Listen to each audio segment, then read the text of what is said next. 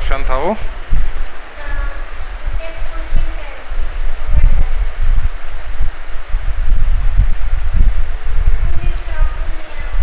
बताता हूँ, सब करा। ये क्वेश्चन है ना?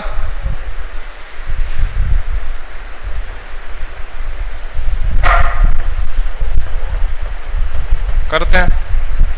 देखिए, boiling point of water at 750 millimetre Hg is 99.63 degree Celsius. कुछ लिखा उसने, ठीक है। How much sucrose is to be added to 500 gram of water such that it boils at 100 degree Celsius. ठीक है, देखो सोल्यूट क्या है इस क्वेश्चन में? सुक्रोस है, फॉर्मूला होता है उसका 12। कोई दिक्कत इसमें? हिल रहा है? हाँ, सुक्रोज शुगर एक ही तो होता है, सुक्रोज शुगर एक ही होता है। चलो कोई बात नहीं, इसका वो निकालिए, मोलर मास बताइए इसका। गिवन मास तो नहीं पता, वही तो पूछा है, how much sucrose is to be added. Molar mass आपने निकाल लिया, कितना बताया?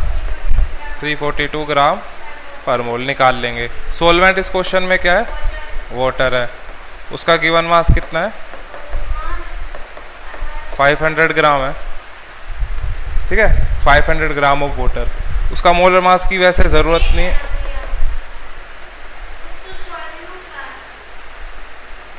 देखिए, how much sucrose is to be added. हाँ तो निकालना है ना। नहीं, ज्यादा होगा। नहीं समझ में आया क्वेश्चन?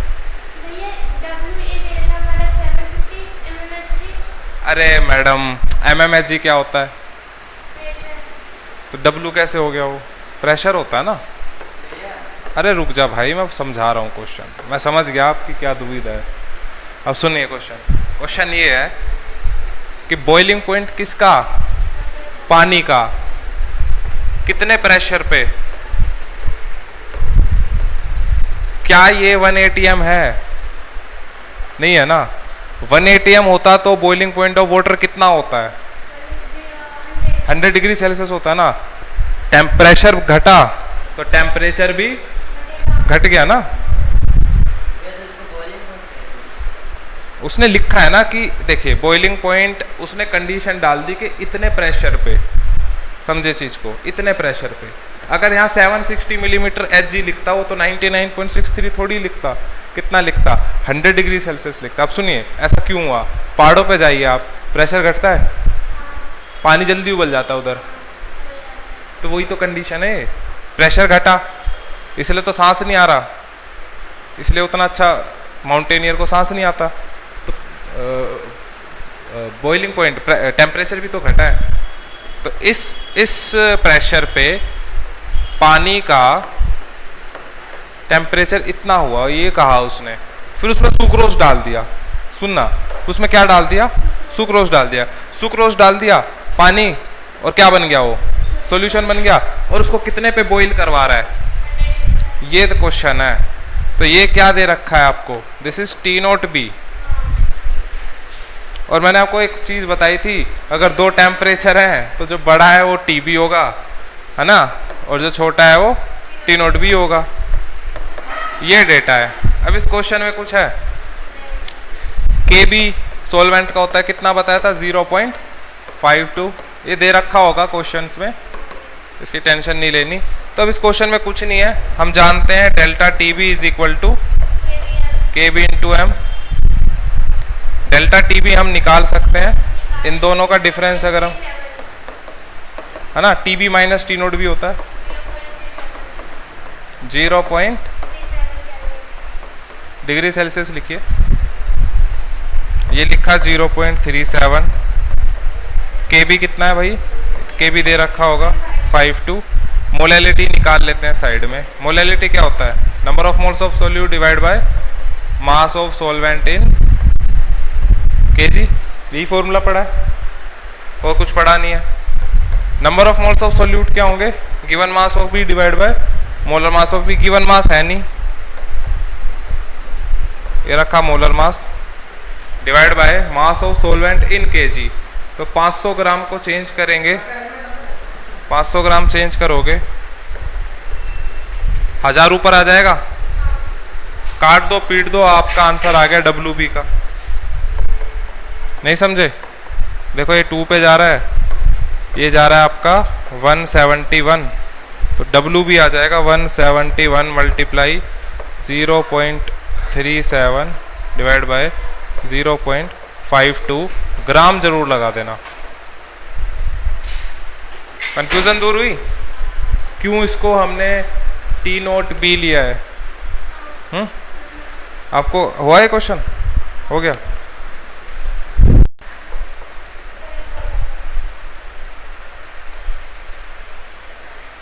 एक 121 ग्राम आ रहा है, 121.63 ग्राम आंसर आएगा। 67 आएगा। ठीक है, पड़ता है थोड़ा सा, ये मैच करना चाहिए।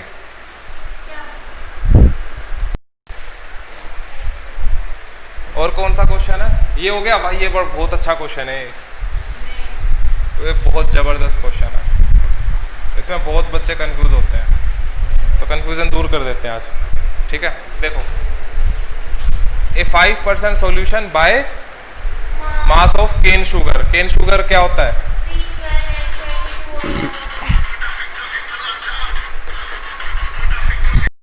इसमें इस क्वेश्चन में क्या है आपका 5% सॉल्यूशन। पहला जो केस है केन शुगर का है। पहला केस किसका है? केन शुगर का या शुगर केन। केन शुगर कह लो या शुगर केन कह लो यार। उसका अच्छा, जब भी परसेंटेज वाला क्वेश्चन होता है बाय मास का, तो आप क्या लिखते हो? पहली line, let the mass of solution be 100 gram. तो केन शुगर का हो जाएगा 5 ग्राम। अभी आपने इसका मोलर मास कितना निकाला था? 342 ग्राम पर मोल। ठीक है, अगर ये 5 ग्राम होगा 100 ग्राम सॉल्यूशन में, तो सोलवेंट कितना हो जाएगा? 95 ग्राम। नहीं नहीं, अरे 100 ग्राम माना है सॉल्यूशन का वजन, 5% सोल्यूट का वजन है, तो 5 ग्राम हो गया 100 का 5%, तो बचा कितना? 95% यानी 95 ग्राम। अब इस क्वेश्चन में क्या दे रखा है कि इस सॉल्यूशन, मतलब उस सॉल्यूशन में क्या था? 5% केन शुगर था। सॉल्यूशन में 5% केन शुगर था, और वो किस में डिसोल्व कर रखा है? पानी में डिसोल्व कर रखा है। उसका फ्रीजिंग पॉइंट कितना है? 271 केल्विन है, 271 केल्विन। तो ये जो बड़ी कंफ्यूजन हो जाती है इसमें कि ये T नोट F है या TF है। ये TF दे रखा है आपको, क्योंकि स्टार्टिंग में कौन सा वर्ड लिखा है? ये सॉल्यूशन का आपका थोड़ा सा अंग्रेजी यहाँ पे NCERT की ऐसी है। ये सॉल्यूशन का आपका वो दे रखा है। T नोट F तो आप जानते हो, 0 डिग्री सेल्सियस होगा, वाटर है यहाँ पे, और इसका कितना होता है नंबर? 273.15 केल्विन होती है वैल्यू। यहाँ से डेल्टा TF आ जाएगा। डेल्टा TF कितना आएगा? T उल्टा होता है इसमें, T note F minus TF, तो 273.15 माइनस कितना आएगा? 2.15 सेल्सियस लिखिए, केल्विन लिखिए, कोई फर्क नहीं पड़ता है डेल्टा में। इतना तो कर ही सकते हो, है ना? अब सुनो, डेल्टा TF किसके बराबर पड़ा है? इनटू में मोलैलिटी। अब यहाँ पे दो चीज़ है, अब तक जितने भी हम क्वेश्चन करते हैं सब में KF दे रखा था। NCERT में KF देता नहीं है, हम उससे टेबल से लेके देख लेते हैं। KF वाटर के लिए कितना लिखवाया अगर आपको याद हो तो? आपने ठीक किया, आपसे तुक्के में ठीक हो गया। हाँ, अब मैं वही तो बता रहा हूँ कि KF 1.86 होता है, उस टेबल में लिखा हुआ है।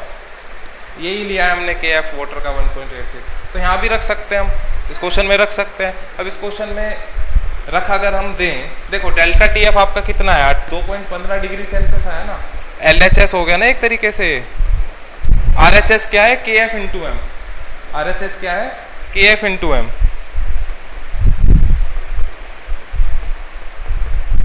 तो मोलैलिटी निकाल लेते हैं पहले। मोलैलिटी क्या होता है, NB अपॉन WA इन kg। तो मोलैलिटी कितना आएगा, number of moles of solute 5 upon 342, कई बार कर चुके हैं। WA इन kg, WA कितना है 95 और ऊपर आ जाएगा 1000, ये भी हम कई बार कर चुके हैं।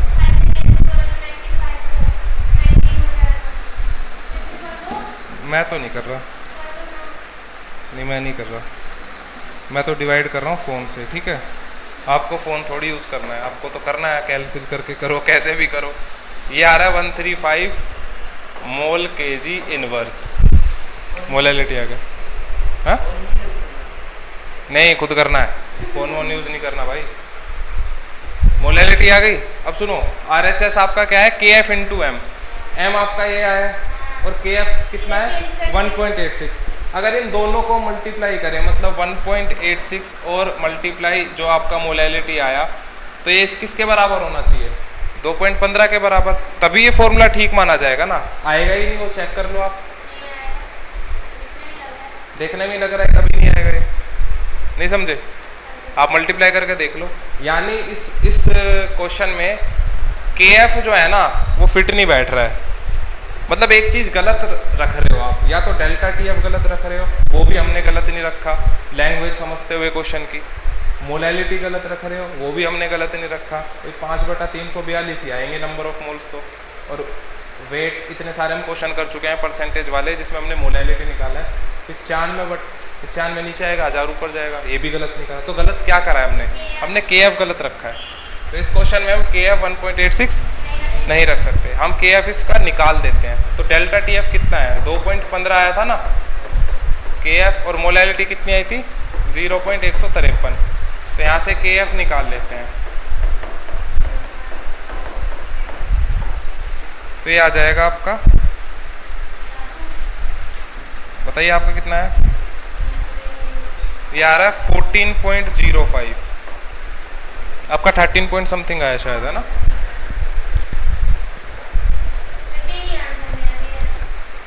13 पॉइंट कितना है आपका,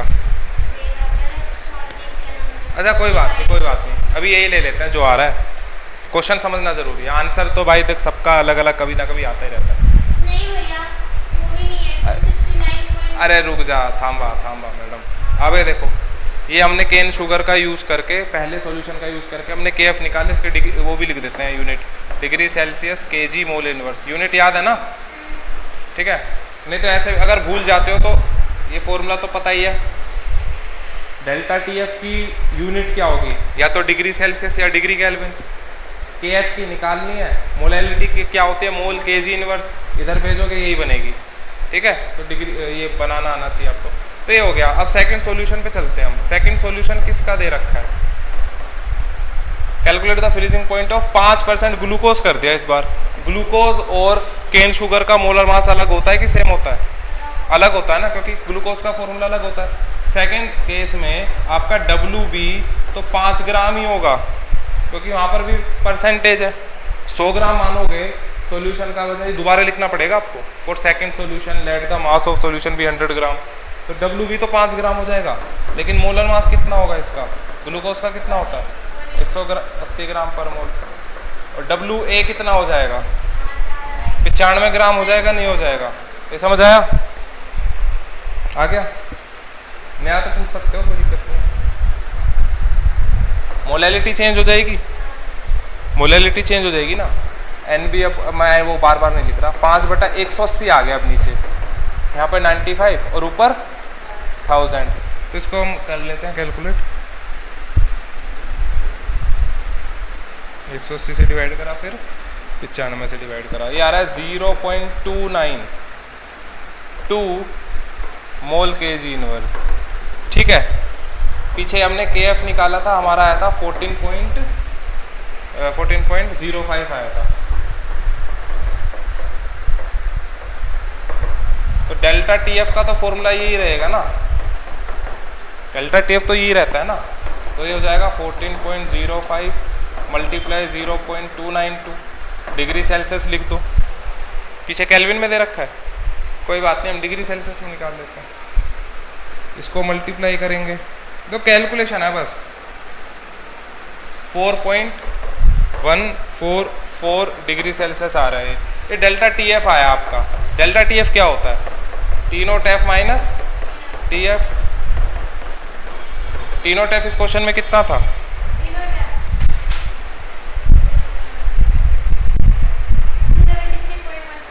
केल्विन में था ना वो। हम किस में निकाल रहे हैं अभी? सेल्सियस में। अरे वाटर का कितना होता है? अगर कुछ भी दिमाग में ना है तो जीरो लिख देना। टी नोट एफ तो जीरो, ठीक है। ये आ जाएगा 4.144 डिग्री सेल्सियस। तो यहाँ से टी एफ तो आ गया आपका माइनस 4.144 है ना डिग्री सेल्सियस में। अगर मैं इसमें 273.15 जोड़ दूं तो क्या आ जाएगा? केल्विन आ जाएगा यहाँ पे। ये तो करते हैं। 269.006 केल्विन आ रहा है आंसर। पीछे क्या आंसर दे रखा है?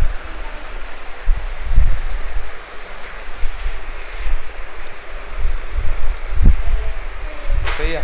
तो ये था इस क्वेश्चन का सॉल्यूशन है। इंटेक्स्ट क्वेश्चन है कौन सा? ये चलो ये भी कर लेते हैं। 2 elements A and B form compounds having formula AB2 and AB4 when dissolved in 20 gram of benzene। मतलब ऐसे कर रहा है ना, AB2 बन रहा है और AB4 दो एलिमेंट बनाते हैं, ठीक है। उनको 20 ग्राम बेंजीन में डिसोल्व करा गया है ना। और AB2 का वजन लिया गया, मास लिया गया 1 ग्राम। तो उसने फ्रीजिंग पॉइंट इतने से घटाया, बात समझ रहे हो? बाय 2.3 केल्विन घटाया, ठीक है। प्रेशर कहाँ है मैडम? ये केल्विन क्या होता है? टेम्परेचर है ना। mmHg होता तो प्रेशर होता ना। इसलिए तो मैं कहता हूँ यूनिट पढ़ो यार। Where as 1 gram of AB4, इस AB4 का भी 1 ग्राम लिया, लोअर्स इट बाय 1.3 केल्विन। उसका टेम्परेचर इतने से घटा है। मोलर डिप्रेशन होना चाहिए, कोई बात नहीं। Molar depression constant for benzene in, benzene का क्या दे रखा है? Depression constant. डिप्रेशन कांस्टेंट क्या होता है? केबी या केएफ? केएफ होता है।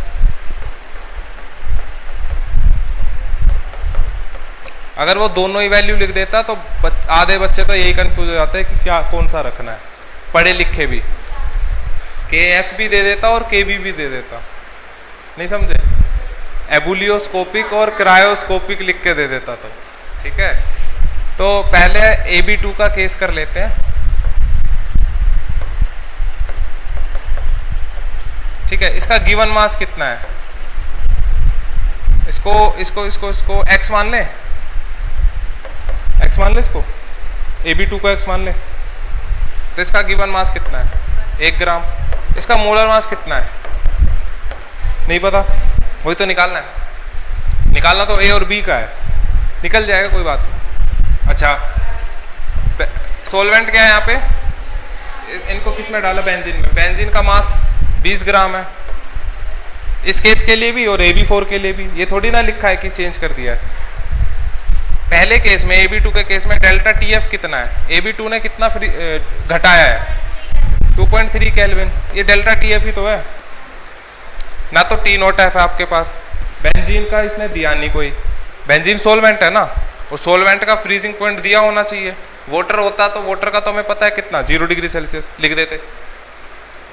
फिर आप एक और टेम्परेचर ढूंढते, है ना, वो 0 से छोटा होता, 273.15 केल्विन से छोटा होता, उसे माइनस करते।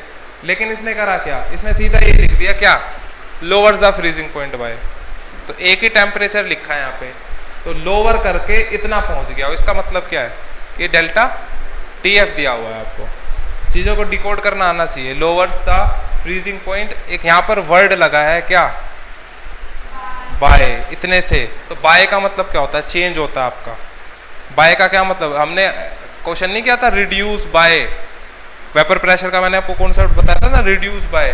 तो 100A लिया था हमने, 100A का कितना घटाया? तो उसने 80% घटाया, मान लो बाय 80%। तो 100 का 80% कितना हुआ? या 80 का 100% 80 हुआ। तो माइनस करके कितना आया था? 20 आया था ना। तो क्या करा था आपने, माइनस किया था ना, जबकि रिड्यूस टू वाले में सीधा हमने उतना लिख दिया था, याद है 80% था, 80 लिख दिया था। तो ये फर्क है, बाय मतलब डिफरेंस होता है, बाय का मतलब ही क्या होता है, चेंज। और चेंज किससे लिखते हो आप, डेल्टा से। अब समझ गए, जब भी बाय आएगा क्या करना है। अब इस क्वेश्चन में कुछ भी नहीं बचा, डेल्टा टी एफ क्या होगा आपका, के एफ इंटू एम होगा। डेल्टा टी एफ कितना दे रखा था, 2.3 दे रखा था। के एफ कितना दे रखा है, 5.1। भाई फटाफट पकड़ना आना चाहिए, कभी यही ढूंढने लग जाओ आप, पहले लिख दिया सब कुछ ढूंढ के फिर यही ढूंढ रहे हो, ऐसा मत करना भाई। पता होना चाहिए कहाँ लिखा आपने क्या कुछ। मोलैलिटी क्या होता है, NB/W इन kg। NB क्या होगा, given mass divide by molar mass. इसको मैं x से लिख रहा हूं।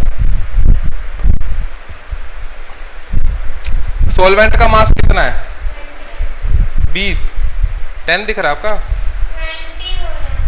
अच्छा 20 ग्राम में है, किलोग्राम में चेंज करोगे तो 1000 ऊपर चला जाएगा। यहां से mx तो आ जाएगा ना, निकाल लेते हैं उसको। mx कितना आएगा, भाई तुम काट लेना घर पे अपना आराम से इनको नंबर्स को। mx को यहाँ भेज दो और 2.3 को यहाँ भेज दो बस, ठीक है। उसके बाद काटा पीटी करना।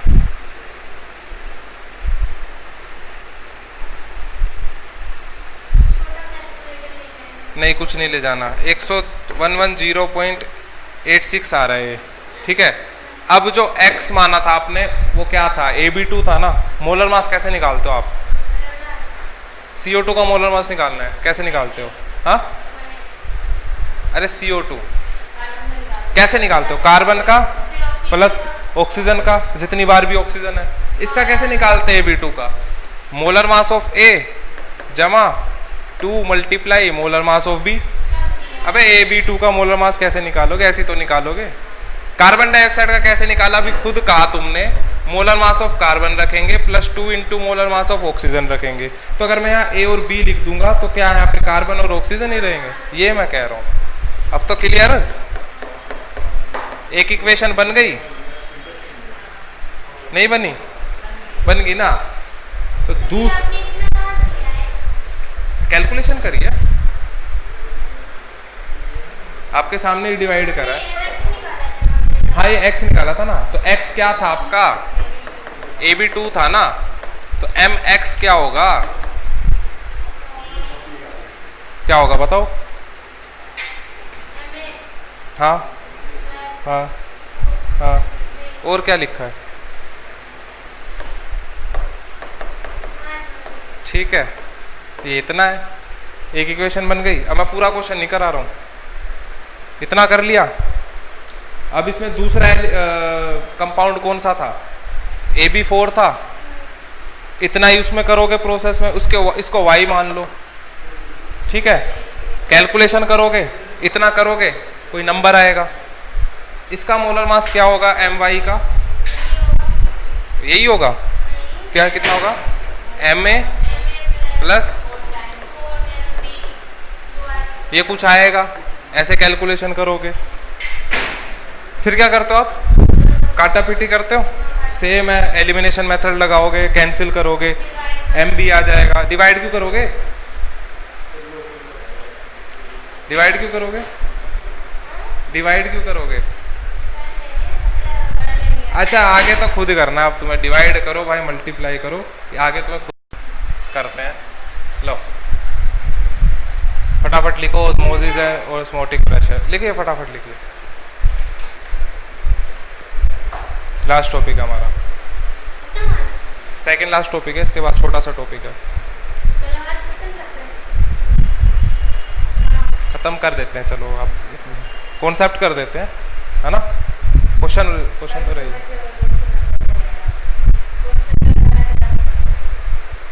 कल सारा खत्म हो जाएगा 100%। ऑस्मोसिस पहले समझ लो, ऑस्मोसिस क्या होता है, the flow of solvent molecules from lower concentration to higher concentration. ये याद रखना बस, फ्लो सब कुछ भूल जाओ बेशक, बस ये याद रखो लोअर कंसंट्रेशन टू, ये याद रखना है आपको। ऐसा पूछेगा नहीं कि व्हाट इज ओस्मोसिस, याद तो होना चाहिए ही, लेकिन भाई लोअर कंसंट्रेशन टू हायर, ये एक बड़ा कंफ्यूजन होता है बच्चों को, higher to lower, lower to high, इसको याद करने का भी मैं तरीका बता दूंगा।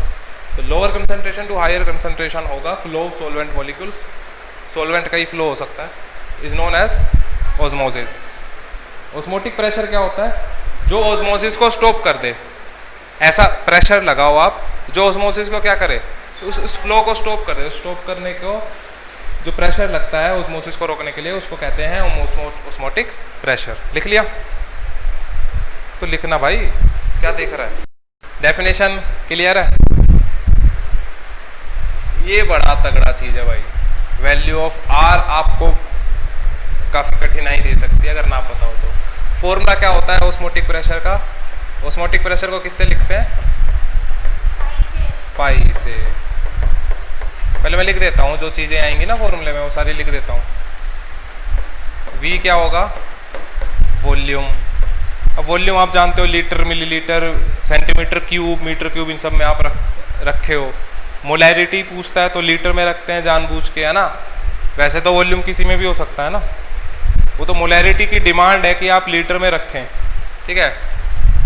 n नंबर ऑफ मोल्स किसके? सोल्यूट के।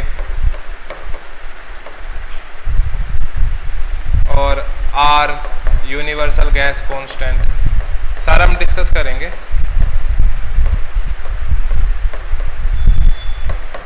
और T टेम्परेचर इन, टेम्परेचर हम ज्यादातर किस में रखते हैं ऐसे फॉर्मूले में? केल्विन। जब डेल्टा होता है ना तब किसी में भी रख दो आप। डेल्टा था ना, अभी दो फॉर्मूले में आपने डेल्टा टी पढ़ा, तब आप किसी में भी रख दो। लेकिन जब सिर्फ टी की बात करता है तो हम ज्यादातर किस में रखते हैं? केल्विन में रखते हैं हम। आपके ज्यादातर क्वेश्चंस का आंसर किस में है? केल्विन में था। मैंने कहा था सेल्सियस में निकाल दो, कोई दिक्कत नहीं। सेल्सियस तक पहुंचोगे प्लस 273 करोगे तो आ जाएगा ना केल्विन, है ना। तो ये चीजें आएंगी, कोई दिक्कत नहीं है, सेल्सियस में छोड़ दो आप। हाँ, ये फॉर्मूला होता है। PV इक्वल टू nRT सुना है? तो यही है, वो कुछ नहीं है। तो पाई आता है आपका N/V RT आ जाता है, तो पाई आ जाएगा आपका CRT। ये फॉर्मूला है। N/V क्या होता है? N/V क्या होता है? कंसंट्रेशन। C आपका है कंसंट्रेशन। तो ज्यादा अंतर नहीं है, ये फॉर्मूला आप याद रखो, ये तो फालतू में ही लिख दिया मैंने। पाई इक्वल टू CRT, फटाफट।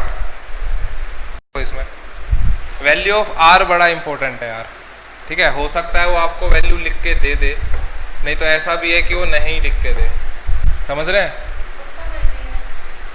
मर्जी भी नहीं है, लिख के देगा। पर फर्क ये है, मैं जो आपको चीज समझाना चाह रहा हूं ना, देखो पाई आपका होता है किसमें? बार, ATM वगैरह में होता है ना। तो मान लो आपसे वो या तो पाई निकलवाएगा, या फिर वो प्रोवाइड करेगा, कुछ और पूछेगा। ऐसे होता ना क्वेश्चन में, एक चीज 5 चीजें हैं फॉर्मूले में, 4 चीज देगा, एक चीज पूछता है। तो अगर आपका सपोज करो आपको निकालना है या दे रखा है, ATM में दे रखा है, तो 0.082 ये वैल्यू रखेंगे हम R की। यूनिट बड़ी इंपॉर्टेंट है। यहाँ से अगर आप R की यूनिट देखोगे तो वॉल्यूम उधर भेजोगे, नंबर ऑफ मोल्स और टेम्परेचर को नीचे भेजोगे, अकेला छोड़ोगे ना। जिस चीज की आपको रिक्वायरमेंट होती है, जो चीज आपको निकालने, उसे अकेला छोड़ते हो, बाकी सारा भाई इधर उधर करते हो। तो पाई की यूनिट ATM बताई मैंने अभी, अगर ATM में होगा तो यही वैल्यू होगी R की। वॉल्यूम हो जाएगा लीटर में। N की यूनिट क्या होती है? मोल। ये डिवाइड में आ गया क्योंकि तो मोल इनवर्स। और टेम्परेचर किस में रखा हुआ है? केल्विन में, वो भी डिवाइड में आ गया तो केल्विन इनवर्स, ठीक है। ये यूनिट होती है। अगर आपको कंफ्यूजन है, देखो R को अकेला छोड़ो, V को इधर भेजोगे, पाई इंटू V हो जाएगा। N और T को नीचे भेजोगे ना, फिर वही लिखा है। अगर आपका प्रेशर बार में दे रखा है तो 0.083, 1 लिख देते हैं कई बार लास्ट में, पर मैं कहता हूँ इतना यूज कर लो, ज्यादा अंतर होता नहीं है। ATM और बार में बहुत ज्यादा अंतर होता नहीं है।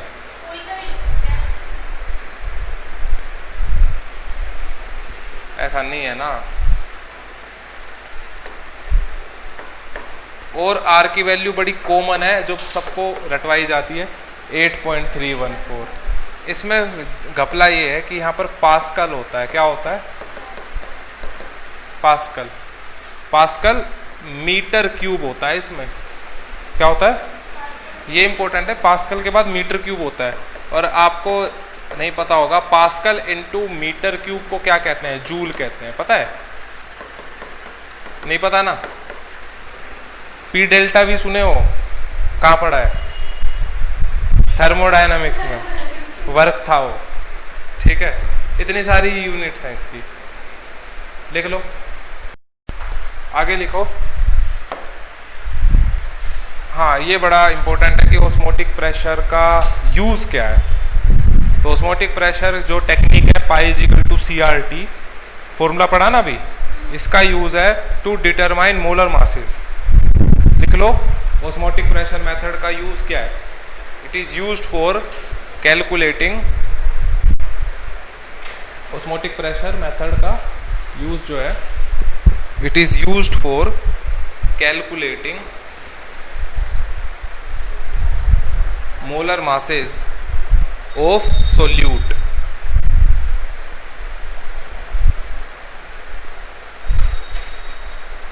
ठीक है। अच्छा, कैसे सोल्यूट? ये भी है ना, कैसे सोल्यूट होंगे? तो लिख लो, mainly proteins, biomolecules, polymers etcetera, बड़े बड़े जो होते हैं।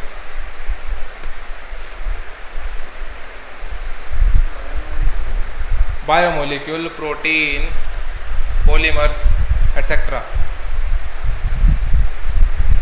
अब सवाल उठेगा क्यों ऑस्मोटिक प्रेशर हम क्यों मेथड यूज करें? तो इसके दो कारण हैं। तो पहला कारण लिखिए, मोलैरिटी इज यूज्ड। N/V क्या होता है? मोलैरिटी होता है ना, N/V। Molarity is used instead of molality. Molarity is used instead of molality. ये मिल जाएगी PDF, तो टेंशन ले रहे हो। मोलैरिटी इज यूज, जो मैं बोल रहा हूँ लिख लो पहले। Molarity is used instead of molality and measurement is around pressure measurement. Measurement किसकी है? Pressure measurement is around the room temperature. ये एडवांटेज है। तो ज्यादा चेंज होता नहीं है। रूम टेम्परेचर पे आपकी जो कैलकुलेशन है वो हमें पता है। पता है आपको? आपका जो जितने भी आपके delta G note, delta H note आप पढ़िएगा किताब, 298 केल्विन लिखा होगा सब पे। STP कंडीशंस हम पढ़ते जरूर हैं, लेकिन हम कैलकुलेशन किस पे करते हैं? NTP कंडीशंस पे हम करते हैं ज़्यादातर। दूसरा एडवांटेज है, ये एडवांटेज है जो भी आपने लिखा ना कि क्यों ऑस्मोटिक प्रेशर को यूज करते हैं मेथड को। ठीक है, यूज तो ये है कि मोलर मास ऑफ सोल्यूट निकालने के लिए यूज करते हैं। हाँ, क्या? रूम टेम्परेचर प्रेशर मेजरमेंट किसका? प्रेशर का। ये पहला एडवांटेज है। दूसरा एडवांटेज है कि बायोमोलिक्यूल्स का हम मोलर मास इससे नाप सकते हैं, क्योंकि उनका एक्चुअल में मोलर मास काफ़ी हाई होता है। प्रोटीन जो होते हैं ना आपके, मोलर मासेस इनका काफ़ी हाई होता है। तो लिख लो। अब रूम टेम्परेचर है, रूम टेम्परेचर पे इंसान आराम से जीवित रहता है, मस्त रहता है, ना उसे ज़्यादा गर्मी लगती है ना उसे ज़्यादा सर्द चले। जैसे आप गोवा चले जाओ, ठीक है, और मौसम हम कर देते हैं, धूप नहीं करते हैं, थोड़े छाँव कर देते हैं, तो आपको बड़ा अच्छा लगेगा। वहाँ हरियाली है, अच्छी अच्छी सड़कें हैं। तो इसमें लिखो, it is useful for calculating, osmotic pressure की बात कर रहे हैं मेथड की। It is useful for calculating molar mass of biomolecules. कोई नहीं, आप ये लिख देना सारा। इट इज मैक्रोमोलिक्यूल्स क्या होते हैं? पॉलीमर को ही कहते हैं मैक्रोमोलिक्यूल, प्रोटीन को ही कहते हैं। बायोमोलिक्यूल लिख लीजिए आप काहे परेशान हो गए। स्टार्च क्या है आपका, बायोमोलिक्यूल ही तो है एक तरह का। हाँ, it is useful for calculating molar mass of biomolecules because they are not stable at higher temperatures. They are not stable at higher temperatures. ऐसा इसलिए है, जैसे मान लो आपको स्टार्च का मोलर मास कैलकुलेट करना है और टेम्परेचर हो गया ज़्यादा तो वो हीट हो जाएगा और स्टार्च टूट जाता है, ग्लूकोज पता नहीं किस किस कई सारे कंपोनेंट्स में टूट जाता है, शायद ग्लूकोज में टूट जाता है। तो मोलर मास स्टार्च का तो निकलेगा ही नहीं फिर जब वो टूट गया तो, नहीं समझे। और जो स्टार्च है आपका वो पॉलीमर है, ऐसा है वो, समझ रहे। एंड आगे लिखिए, and polymers have poor solubility, and polymers have poor solubility. तो रूम टेम्परेचर का ये फायदा है।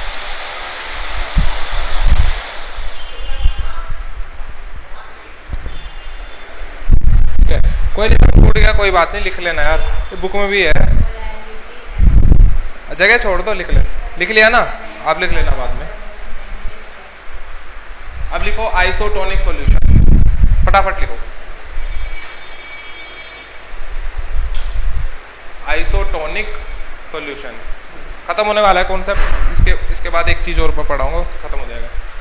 आइसोटोनिक सॉल्यूशंस देख सकते हो क्या डेफिनेशन लिखी है, solutions having equal osmotic pressure, solutions having equal osmotic pressure are known as isotonic solutions.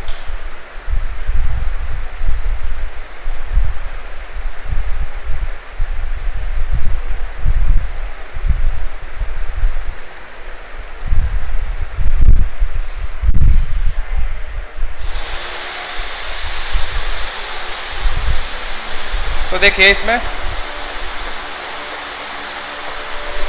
ये आप कह रहे हो π1 इज इक्वल टू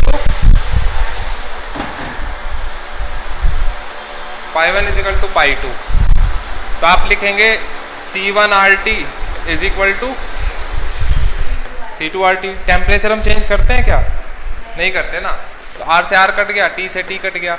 यानी अगर आपको आइसोटोनिक करना है तो क्या करना पड़ेगा, कंसंट्रेशन बराबर करनी पड़ेगी, है ना। तो ये लिख लो C1 is equal to C2 होता है आइसोटोनिक में, पूरा लिखने की जरूरत नहीं है। C1 is equal to C2 होता है आइसोटोनिक सॉल्यूशन में। अभी यूज करवाऊंगा मैं ये चीज जो आप लिख रहे हो ना, अभी यूज हो जाएगा। हाँ सब लिखना भाई, हाँ C1 is equal to C2 लिख लिया ना। सेकेंड टाइप है ऑस्मोटिक प्रेशर से रिलेटेड है, हाइपरटोनिक सॉल्यूशन।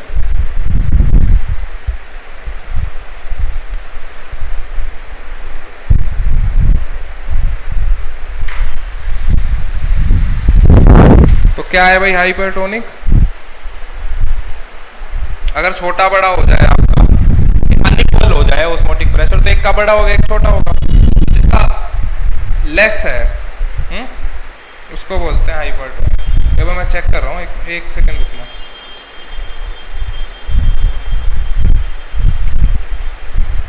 हाँ ये गलत हो गया, अरे भाई हाइपरटोनिक में क्या होगा, मोर होगा, हाइपोटोनिक में क्या होगा, लेस होगा। ये करेक्शन कर देना बस, ठीक है। हाइपर हाइपो थोड़ा सुनने में सेम सा लगता है ना ये।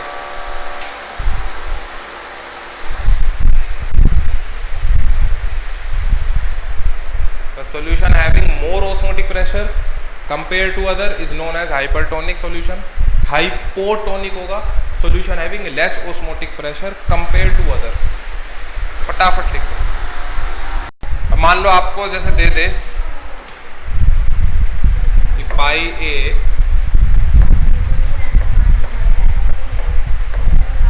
ग्रेटर देन पाई बी, इसका मतलब है कि कंसंट्रेशन सी ए ग्रेटर देन सी बी होगा, जैसे वहां पे हुआ, ऊपर हुआ ना आइसोटोनिक में, मतलब जिसका बड़ा ऑस्मोटिक प्रेशर है उसकी कंसंट्रेशन ज़्यादा होगी, जिसका इक्वल है तो इक्वल होगी, छोटा है ऑस्मोटिक प्रेशर की वैल्यू तो छोटी इफ कह रहा हूँ मैं। अरे दो सॉल्यूशन है ए और बी, पाई क्या है ऑस्मोटिक प्रेशर है, अगर ए का बड़ा है बी से ऑस्मोटिक प्रेशर तो उसका क्या मतलब है कि कंसंट्रेशन ऑफ ए बड़ी होगी कंसंट्रेशन ऑफ बी से। सुनना मैं जो बता रहा हूँ आपको, तो ए को कहेंगे, लिखने का तरीका है hypertonic with respect to B, ठीक है, और बी को क्या कहेंगे hypotonic with respect to A, ठीक है। तो ये बताना था, ये आएगा नहीं ऐसे लिखने के लिए कि भाई ऐसे बताओ, क्वेश्चन आएगा ये, इस क्वेश्चन को लिखो फटाफट। Fluid inside the blood cell, या सिंपल ब्लड सेल लिख लीजिए।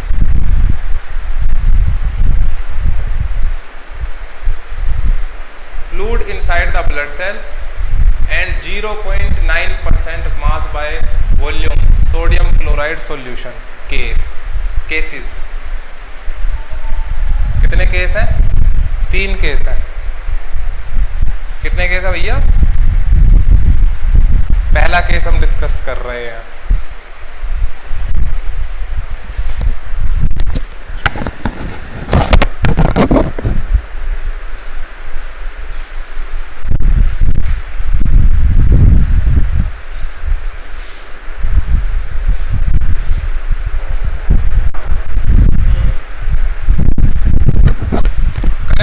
केस करें?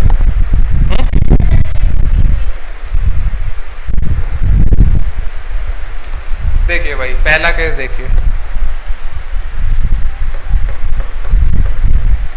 If we place blood cell और उसकी कंसंट्रेशन में हम कितना ले लें 0.9% m/v इन, ये जो लिखा हुआ है 0.9% m/v NaCl, ये पहला केस है, ठीक है। कंसंट्रेशन बराबर है दोनों की, जरूरी थोड़ी है कंसंट्रेशन आपका मोलैरिटी हो। क्या ये m/v हमने कंसंट्रेशन नहीं पढ़ा था ना, 7 तरह का कंसंट्रेशन है भाई, ठीक है। अब ये दोनों की कंसंट्रेशन बराबर है तो इनका ऑस्मोटिक प्रेशर क्या होगा? एक ही होगा ना, इक्वल होगा, अभी बताया था। तो ये कौन सा सॉल्यूशन बनाएंगे, मतलब किस कैटेगरी में आ गए? Isotonic solution. अब किसी की भी कंसंट्रेशन कम नहीं है, किसी भी की एक की कम होती तो एक की ज्यादा होती। आपने ऑस्मोसिस की डेफिनेशन क्या लिखी है? ऑस्मोसिस की flow of solvent molecules from lower concentration to higher concentration. Flow होगा क्या? क्योंकि दोनों की कंसंट्रेशन बराबर है। नो फ्लो अकर, पहला केस समझ लो पहले, उसके बाद लिख लेना। दूसरा केस, अब एक की कंसंट्रेशन बड़ी हो जाएगी, एक की कंसंट्रेशन छोटी हो जाएगी, तो हम कंसंट्रेशन बड़ी कर देते हैं, किसकी करें? हाँ, हम कर देते हैं ब्लड सेल जो है ना, जो ब्लड सेल है उनकी जो कंसंट्रेशन है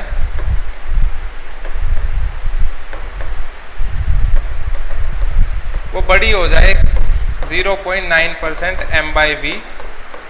इस पे ध्यान मत दो आप, 0.9% पे ध्यान मत दो, आप सिर्फ ध्यान दो इक्वल, मोर देन, और उसके बाद कौन सा केस आएगा? Less than. NaCl सॉल्यूशन से इस चीज पे आप बिल्कुल ध्यान मत दो 0.9% पे। किसकी कंसंट्रेशन ज्यादा है? किसकी कंसंट्रेशन ज्यादा है? ब्लड सेल के फ्लूइड की। हाँ, ब्लड सेल कह लीजिए। ऑस्मोसिस कहाँ होगा? लोअर टू हायर होगा ना। तो NaCl का सॉल्यूशन, इसमें जो NaCl में जो भी है, पानी है ना, जो भी चीज है, वो फ्लो होके किस में आ जाएगी? ब्लड सेल में। ये ऑस्मोसिस की डेफिनेशन है, यही तो ऑस्मोसिस की डेफिनेशन है कि अगर आपने कुछ करा, आपने ये ब्लड सेल इसमें रखा, आप खुद सोचो ना, आप पानी पीते हो तो शरीर फूला फूला नहीं लगता है, थोड़ा तंदुरुस्त नहीं लगता, कुछ ताकत वाकत आई, ऐसा तो फील होता है ना। ज्यादा पी लो तो आपके शरीर में छेद करके अगर मैं पानी डालूं फिर फूल जाओगे ना? नहीं फूलोगे। अच्छा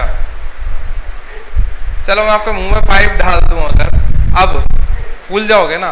क्यों फूल रहे हो? आपके सेल्स फूल रहे हैं, यानी क्या हो रहा है, आपका सॉल्यूशन बह रहा है एक जगह से दूसरी जगह, ठीक है, और लोअर टू हायर बहता है। ऑस्मोसिस, अरे किसका एग्जांपल है? ऑस्मोसिस की तो एग्जांपल है। ब्लड सेल में क्या होता है? ऑस्मोसिस नहीं होता भाई, बायोलॉजी वाले आप स्टूडेंट हो, तो इसमें ऑस्मोसिस अकर हो जाएगा और आपका क्या कहेंगे, वाटर कह लीजिए इसको, water from NaCl solution flow हो जाएगा किसमें?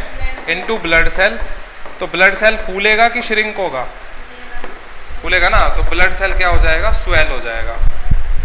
Blood cell will swell. ये दूसरा केस है, लिख लेना अभी। तीसरा केस क्या होगा? If blood cell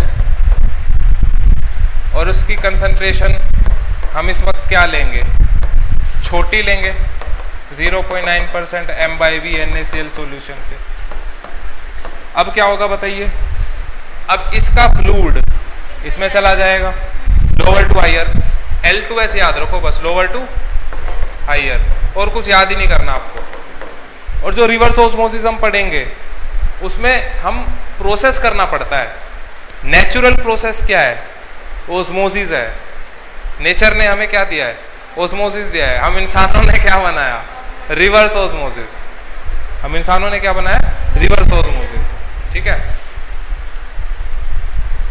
reverse osmosis बना है इसीलिए कोरोना है, ठीक है। अब ब्लड सेल का जो फ्लूइड है, ब्लड सेल का जो फ्लूइड है वो कहां पर बह गया? NaCl में लोअर टू हायर, तो ब्लड सेल क्या हो जाएगा? श्रिंक। बस अगर ब्लड सेल को हम देखें तो यहाँ पर ब्लड सेल बना रहा था हाइपरटोनिक सॉल्यूशन, पहले वाले केस में आइसोटोनिक था। पहले वाले केस में क्या था? आइसोटोनिक था। दूसरे वाले केस में और तीसरे वाले केस में हाइपो।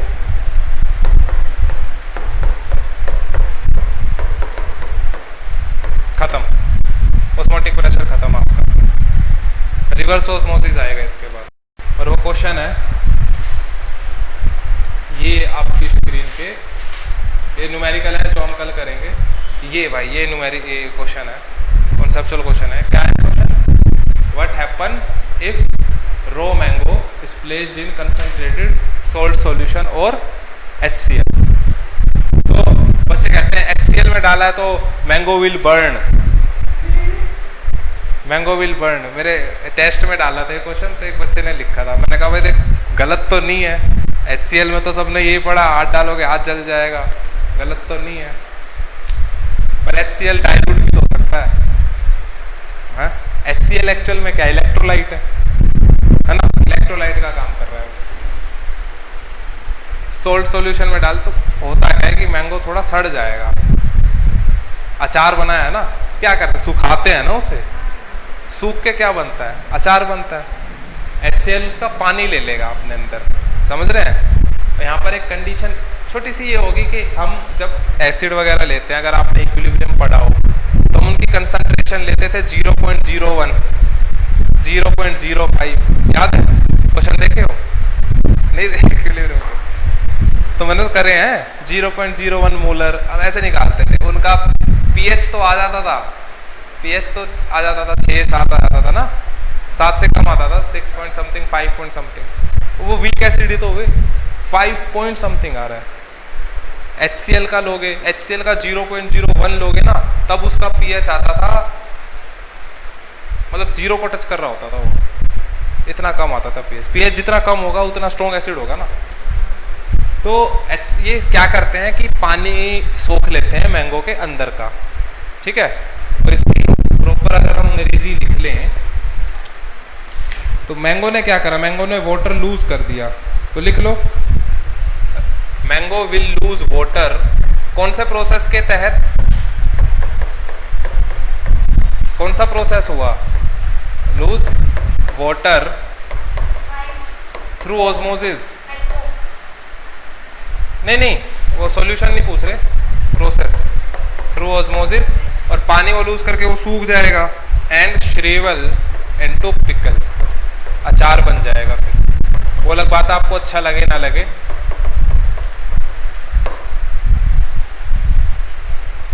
लेडीज को पसंद आता है एक स्टेज के बाद, ऐसा सुना है मैंने।